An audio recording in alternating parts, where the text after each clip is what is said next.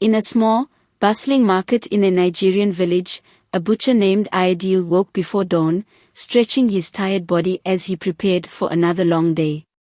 Ayodele had worked his modest meat store for years, wielding his knives with skill and precision. Every slice of meat was meant to provide for his family, yet these days, he struggled to draw customers. His once steady clientele had drifted to newer, flashier stalls, leaving him standing alone in the bustling market. Each day, Ayodele arranged his cuts neatly and called out to passers-by, but his voice was often drowned out by competitors shouting louder and offering flashier deals. He sharpened his knives and stood ready, watching enviously as customers crowded around other stalls, leaving his untouched. The sight weighed heavily on him, and each evening, as his earnings dwindled, so did his hope. Ayodele's wife, Amara, greeted him each night with a gentle smile, offering words of comfort and wisdom. "Have faith, my love," she would say, her voice soft and encouraging. "Wealth that comes with patience is the wealth that lasts." But Ayodele's worries grew each day, and her words, though warm, did little to soothe him. He loved his wife dearly, yet he couldn't ignore the dread in his heart, especially when he thought of their daughter, Adaora. At just 10, Adaora was the light of Ayodele's life. Her laughter filled their modest home with joy, and her curious nature endeared her to everyone. She often accompanied her father to the market, helping arrange the store and chatting with customers. Ayodele's dreams were tied to her future. He wanted to give her the education he had never had, to see her grow without the hardships he faced. Yet, as his earnings slipped, so did his dreams for her, and Ayodele's heart grew heavy with despair. One evening, as he gathered his unsold cuts, Ayodele overheard two men talking nearby about a mysterious diviner rumored to help the desperate find fortune, though at a price. They whispered of people whose fortunes had changed overnight, fishermen and traders who had gained wealth beyond measure after visiting him. "But it's dangerous," one man muttered, "and never without cost. Some say he can take your voice, your health, or something worse." The thought of the diviner lingered in Ayodele's mind. He had always dismissed such talk as foolish superstition, yet as days passed and his store remained empty, he began to feel tempted. He couldn't bear the thought of returning home each night with barely enough to provide. His wife's face, weary with worry, and Adaora's innocent smile haunted him. What if the diviner truly had the power to change their lives? One afternoon, as Ayodele wrestled with his thoughts, he saw an old friend, Ayodele, approaching. Ayodele had left the village years ago, but now he returned, prosperous and confident, adorned in fine robes and a smile that spoke of success. Seeing Ayodele's downtrodden expression, Ayodele asked gently, "How is life treating you, my friend?" Ayodele's voice faltered. "It is hard. I can't provide for my family as I should. Sometimes, I don't know what to do." Ayodele's eyes softened, and he placed a reassuring hand on Ayodele's shoulder. "Listen," Ayodele said, lowering his voice. "There is a man, a diviner, who helped me when I was lost. But I warn you, his assistance does not come without a price." He handed Ayodele a slip of paper with the directions to the diviner's hut. Ayodele clutched it tightly, his mind racing. This could be his only chance to change things, to save his family from poverty. Yet, fear prickled at his conscience. That night, Ayodele lay awake, staring at the ceiling as thoughts of the diviner gnawed at him. Could he make such a decision? Could he risk whatever price the diviner demanded? Yet, the vision of Adaora's future dimming with each day spurred him on. By dawn, Ayodele had made up his mind. Clutching the paper, he quietly left his house, determination propelling his steps forward. The journey to the diviner's village was long, winding through thick forest and rugged paths that felt as challenging as Ayodele's burden. As he walked, he clenched the paper with Ayodele's directions, feeling a mix of fear and hope. By the time he reached the outskirts of the village, the sun was high, casting a hot, glaring light. He asked a few hesitant villagers for directions, and they pointed him to a small, dark hut at the edge of town, their faces wary, as if afraid to speak of it aloud. The hut looked as ominous as Ayodele's heart felt, with strange symbols painted on its walls and a thick scent of herbs and smoke drifting from within. Gathering his courage, he knocked softly, his heartbeat echoing in his chest. The door creaked open, and an old man with piercing eyes stood in the dim light, watching Ayodele as if he had been expecting him. The diviner's face was lined and mysterious, his gaze unsettling. "You seek help," he said without introduction, his voice low and smooth. Ayodele swallowed, nodding. "Yes, my family is suffering. I am willing to do anything to change our fate." The diviner studied him for a moment before motioning him inside. "Desire for wealth often comes at a cost," he warned, leading Ayodele to a dark, smoky room filled with strange objects and charms hanging from the ceiling. The air felt thick, almost alive. From a small shelf, the diviner picked up an amulet, an intricate, small charm covered in symbols Ayodele didn't recognize. The amulet seemed to pulse in the dim light, as if holding a hidden power. "This will draw wealth to you," the diviner explained, holding it close. "But there is a price. With each sale you make, a small part of your most cherished possession will be taken." Ayodele's breath caught, a chill spreading through him. What do you mean?" he stammered. The diviner's gaze hardened, his voice lowering to a whisper. "Your daughter," he said. "Each time you make a sale, she will lose a piece of her vitality. It will be slow, barely noticeable at first. But the toll will grow over time. Are you willing to accept this?"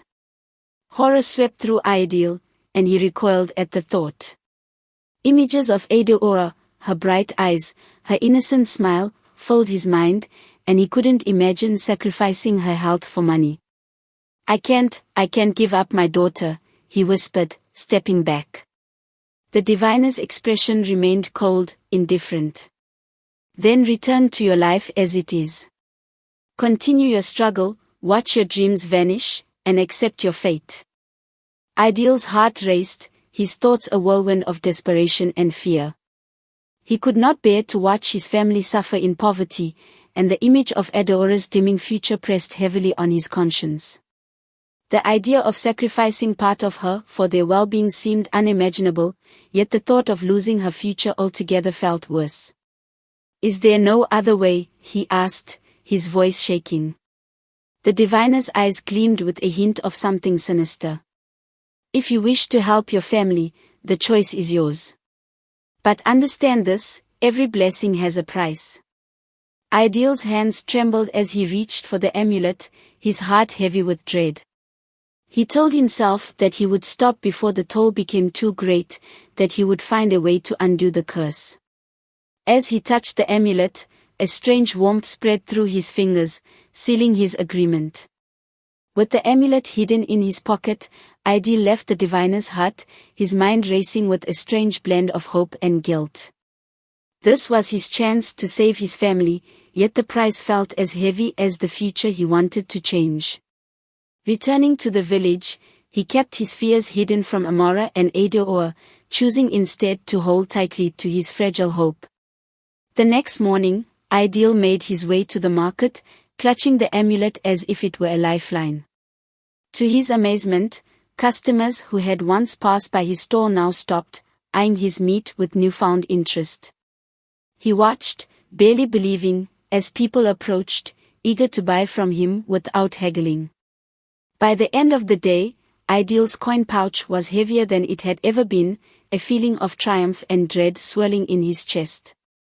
Returning home that evening, he placed the coins on the table, watching as Adaora's eyes widened with surprise and relief. She hugged him tightly, her face alight with hope, and he forced a smile, trying to push away the guilt gnawing at him. That night, Ayodele watched Adaora's sleeping face, peaceful and unaware. He promised himself he would protect her, that he would stop before the curse harmed her.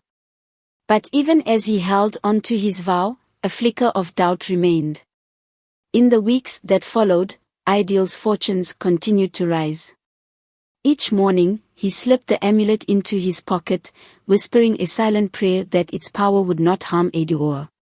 At the market, customers flocked to his store, buying meat without question. His coin pouch grew heavier each day, and for the first time in his life, Ayodele felt a sense of security and pride. But the joy of his success was shadowed by a creeping dread. Adaora, once bright and full of energy, began to show signs of exhaustion. She complained of headaches, her once vibrant laughter growing faint. Her skin grew pale, her eyes duller, and she often lay in bed, unable to find the energy to play or laugh as she once did. Each day, Ayodele watched her fade a little more, his heart breaking as he realized the cost of his newfound wealth. One evening, as Adaora sat by Adaora's bedside, worry etched on her face, she looked at Ayodele, her voice filled with concern. "Ayodele, something is wrong. Adaora is not herself. She needs a healer." Ayodele looked away, his throat tight with guilt. He couldn't bear to tell Adaora the truth, that he had traded their daughter's health for the success that now sustained them. Instead, he forced a reassuring smile. "She'll recover, Adaora. Children go through these phases. Let's give her time." Adaora nodded, though her eyes remained troubled. She placed a comforting hand on Ayodele's shoulder, whispering words that struck him deeply. "Remember, no amount of wealth is worth losing what we love most. We must never forget what truly matters." Ayodele's heart twisted painfully at her words. Each night, he lay awake, haunted by his decision, the weight of his guilt growing unbearable as Adaora's health declined further. Yet, he couldn't bring himself to abandon the amulet. He told himself he would stop soon, that he could make just enough to secure their future and then break free from the curse. But the day came when he could no longer deny the truth. One morning, after a successful day at the market, he returned home to find Adaora barely able to sit up, her breathing shallow, her voice weak. She looked at him with a faint smile, her hand reaching out to him. "Papa," she whispered, her voice barely audible, "I just want you to be happy." Her words pierced Ayodele's heart like a knife. He could no longer ignore the terrible price he was paying. The wealth he had gained meant nothing in the face of Adaora's suffering. Overwhelmed with guilt, he knew he had only one option left, to return to the diviner and beg him to undo the curse, no matter the cost. At dawn, Ayodele left his home, his heart pounding as he made his way back to the diviner's hut. The journey felt longer this time, each step heavy with regret. When he arrived, the diviner was waiting, as though he had expected Ayodele's return. "Back so soon?" the old man asked, a hint of satisfaction in his eyes. "Please," Ayodele begged, his voice trembling. "Take it all back, the wealth, the success. Just let my daughter live. Undo the curse." The diviner regarded him with cold indifference. "It is not that simple, Ayodele. The curse cannot simply be wished away. There is only one way to break it, but the price will be steep." Ayodele felt his heart sink. "What must I do?" he asked, desperation in his voice. The diviner's gaze bore into him. "You must offer yourself in her place. The suffering, the frailty, the curse, it will become yours to bear. Only then will your daughter be free. But know that once you take on this burden, there is no turning back. You will live with the pain that was meant for her, and you will carry it until your last day." Without a moment's hesitation, Ayodele nodded, his voice steady. "I accept. I'll do whatever it takes to save my daughter." The diviner handed him a small vial filled with a dark liquid. "Drink this, and the curse will transfer to you. But remember, there is no going back." Ayodele took the vial, his hands trembling as he lifted it to his lips. The liquid was bitter, searing through his throat like fire. A wave of agony tore through him, spreading pain to every part of his body. He collapsed to the floor, gasping as the suffering consumed him, and in that moment, he knew he had taken on the curse in full. When the pain finally subsided, Ayodele rose, weakened and frail. His limbs felt heavy, his body fragile, but his heart held a strange peace. He had saved Adaora, and that knowledge was all he needed. With great effort, he made the journey home, each step slow and labored.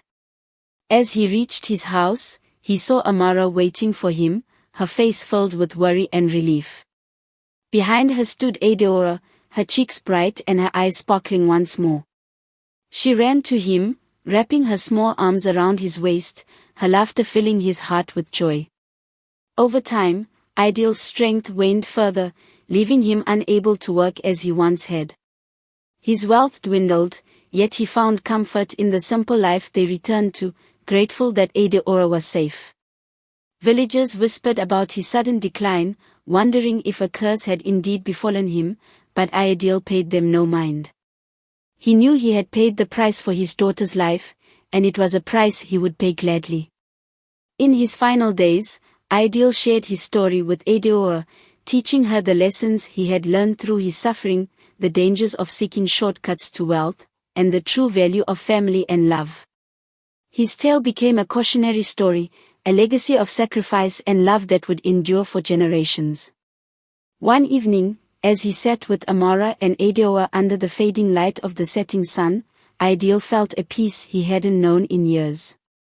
Surrounded by his family, he understood that true wealth was not measured in coins or possessions, but in the love and bonds that endure even the greatest trials.